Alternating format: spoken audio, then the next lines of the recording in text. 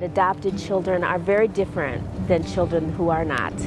That people have the right to take them and give them away. You are taking a child, especially an older child, from situations that you don't even know, and you have loving expectations that may or may not be able to be met because you don't know what the conflict is there. I would admonish anyone that adopts an older child to immediately go into therapy with that child.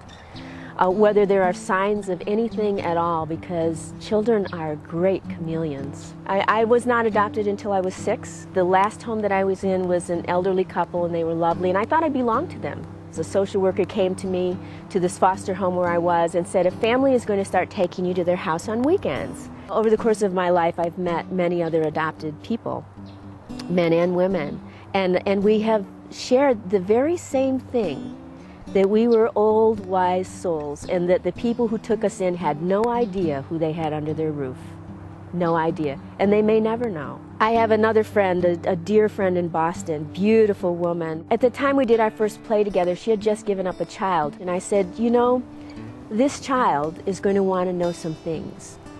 It's going to be adopted by a lovely family. It's going to get lots of love. It's going to be a beautiful, intelligent, talented child. We know this.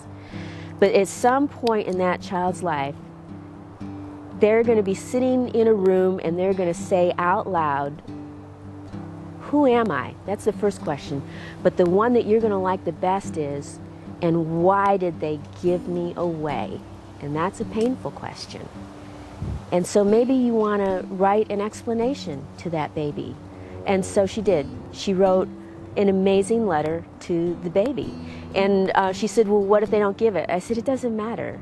You've written it, it's there, and you really have to trust in the goodness of people, that if a time comes when that child asks that question, and you also have to be prepared that that child is going to knock on your door someday.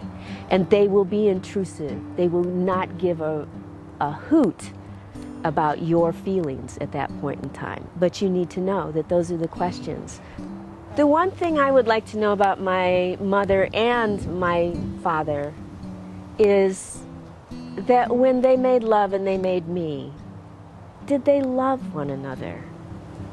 Or was it just a passing fancy, you know? Circumstances are circumstances, and we do the best we can. But if they loved one another, I think that would be okay.